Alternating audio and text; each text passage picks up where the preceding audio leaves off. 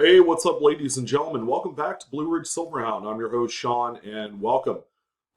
Today we have kind of like a very sobering, kind of like eye-opening experience told by one of my patrons who had reached out to me last week and wanted to kind of tell his side of the story of um, a big PCGS submission that he sent off back in 2017. And I actually got the letter right here, the email. And he'll go by RH, his initials. Good day, Blue Ridge. I want to let you know that I've been a fan of your channel for about 7 years. I started off doing coin roll hunting and have been doing it since 2010. Have done pretty well, but I wanted more from it. Sorry, there's a little bit of punctuation error in here. It has been brought to my attention based off of what I've seen and heard on forum chat pages, most notably the PCGS Collectors Universe forums, that high graded modern coins have a lot of potential in the marketplace and have been going up in price. And this is back 2017. It was actually kind of like the time period of time when moderns were kind of like at its lowest in the marketplace. And we can't really say that here in this year. I've been intrigued by the prospect of finding some of these top pop coins. That means the highest grade for the date, and have thought about how I wanted to proceed. Here's the big problem: we needed the money, and me and my wife had talked about doing this. She didn't quite understand what this whole grading thing was about with coins, but she trusted my opinion. Okay. So I thought about going and getting BU rolls. There just weren't that many out there to be found. However, I had the best opportunity to pick up 230 mint sets from the 1970s and 1980s. I thought, well, this would be a pretty good opportunity. I know that mint set coins are treated a little bit more differently. That remains to be seen. I've seen some pretty bad mint set coins out there with nicks and stuff. And no, they're not really super white gloved, if that's kind of like the name of how they're handled during packaging. But I've decided to take the plunge and buy each mint set for $3 a piece, which, it's probably just over face value if it had the dollar coins. So all in all, we had invested already a good deal of money just by buying the mint sets. So I took some time off work. Not a lot of work, apparently a few weeks. Used some vacation time and I went through every single mint set. I didn't break out every single mint set because I knew I would have to resell a few of these to recoup some money. But my big idea was to utilize the PCGS price guide and the registry sets and all the data achieved or obtained through there to cherry pick the individual coins that would be sent off to PCGS. After about 10 days of exhaustive research and going through all of the sets, I finally cut out the specific coins I wanted to send out, and it came to a total of about 92 coins. All right, so he submitted 92 coins. The only problem is that the grading was not cheap, so I had to go back to my wife and ask her permission to spend a few $1,000s on this submission. Okay, it's going to be pricey. Through it all, it ended up costing, with shipping and insurance and everything else, it cost about $2,500, which was scary. I've never invested this kind of money into into something like this. And it is my first coin grading submission through PCGS. Ooh, okay. So just to kind of get you guys on the page of where we're at in this, he bought some of these. They're in the white envelopes, obviously. So 70s and 80s mid sets that look like this. He's trying to get them graded into the plastic holders like this. Now, he didn't break out every single coin or every single set, so he didn't tear through all of them because, you know, it's much better to resell these as full sets that aren't all cut up. Otherwise, you would have to break them all out and just deposit them in the bank. So that's what RH was doing. So it took a while to get the submission back. It took nearly 4 months because I went with the economy submission for a lot of the coins, and I also went with regular because the value of some of the coins exceeded $300. So he was doing a combo where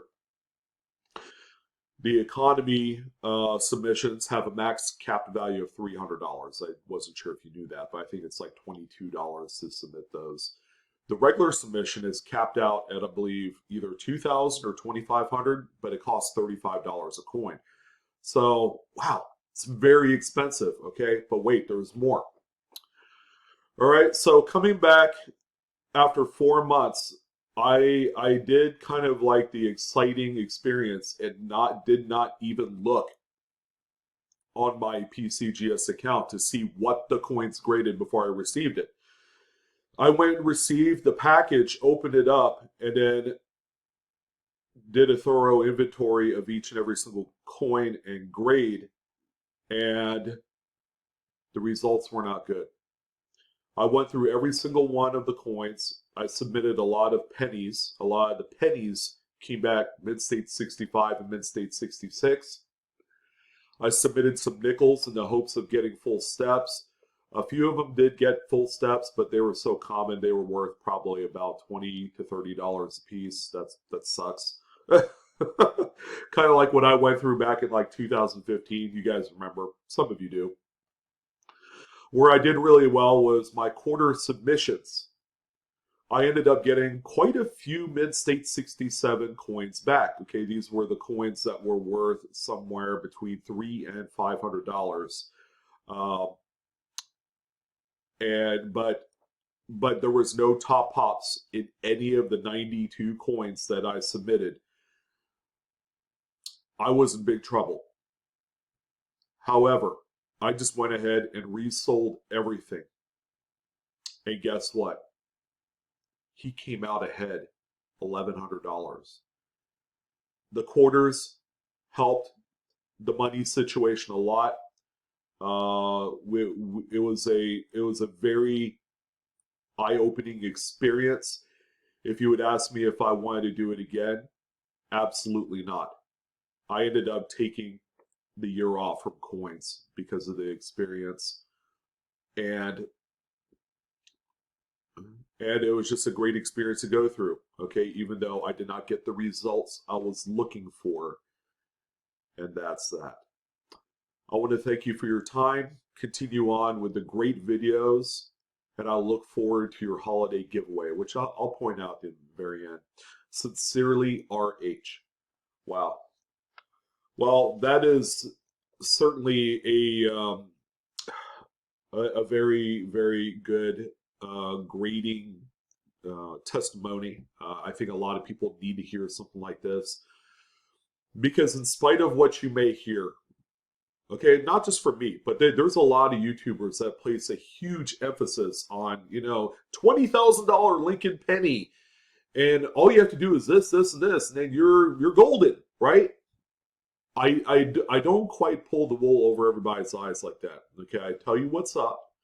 I tell you, and usually I'll put a disclaimer like, this is not for the faint of heart. Okay, it is one of the most difficult things to get, say, a 1979 quarter, okay, which I already know the top pop is mid-state 68, but the coin is worth $6,500.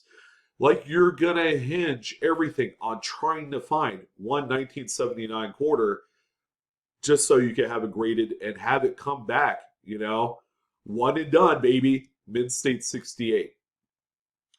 Now, I was completely into modern coins and the prospect of the grading process, and how top graded modern coins have a place on the secondary market. Okay, that's not going to change. And a lot of that is driven by the registry set program, and what that means to a lot of collectors that do participate in something like that. Okay, their big deal is we want to find the highest grade of each and every single date. We're going to put it into our registry set, and it's all for bragging rights. And that's what they're paying for. That's what they're paying the $5,000 for this coin. They're paying the $10,000 for this coin. That's all it is, man. Because at the end of the day, a lot of these post 1950 non-variety condition rarity coins have no investability whatsoever. These are not coins that you can honestly look at the end of the day and say, you know what? I'm gonna go ahead and invest on a mid-state 70 2015 Lincoln Penny. I mean, you have to be out of your freaking mind if that's what you wanted to do and get into the hobby and just say, you know what, I'm going to pump and dump all this money into these post-1950s coins. Me personally, it's not my favorite thing to collect. It never was, never will be, but people love to hear about it because the thing about modern coins, it's the most accessible, right? Oftentimes, you can get these coins at face value, and that's kind of the big selling proposition when it comes to modern coins. And then you have essentially a large batch of other YouTubers that continuously to hammer home, yeah, you know what, get it at this mid-state grade, and you got a freaking $5,000 coin. It's all BS at the end of the day, okay? And it's all for views, it's all for clicks, because YouTube, the more views, the more clicks, the more impressions. Every time you get to a specific time in the video, it pays them. It's like pay dirt every single time. And, to each their own. Okay, but when you begin to throw out false hope with all of these modern coins, okay, that at the end of the day, that's where I come in and I try and clean up other people's messes. And it's just not right.